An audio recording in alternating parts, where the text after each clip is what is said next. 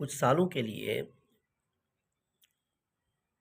پھلدار درختوں کی بیع کرنا یا پھر پھولدار پودوں کی بیع کرنا، یہ عند شریعہ جائز نیست، بالکل بھی جائز نہیں ہے، کیونکہ شریعت معدوم اشیاء کی خرید و فروخت سے منع کرتی ہے۔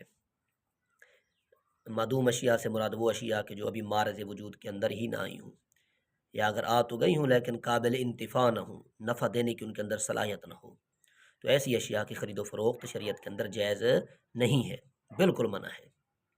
اس کے لیے آپ خصوصاً سیاستہ ملاحظہ کریں اور عموماً دیگر کتب احادیث کا مطالعہ کریں۔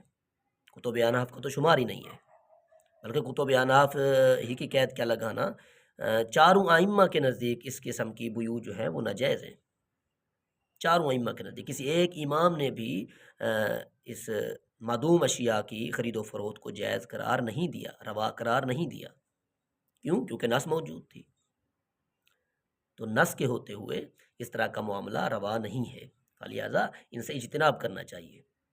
باقی رہا یہ کہنا کہ اس پر تعامل ہو گیا ہے یا اس پر عرف کی تعریف صادق آ رہی ہے اس دور کے اندر، تو یہ جو کہتے ہیں یہ ان کے اپنے نزدیک ہے، وگرنہ شریعت کا فیصلہ وہی ہے جو ہم نے ابھی عرض کر دیا ہے۔ مان معلوم رہے کہ عرف اور تعامل وہاں پر صادق آتے ہیں، وہاں پر ان کا اعتبار ہے کہ جہاں نص نہ ہو، یہاں پر تو نص موجود ہے،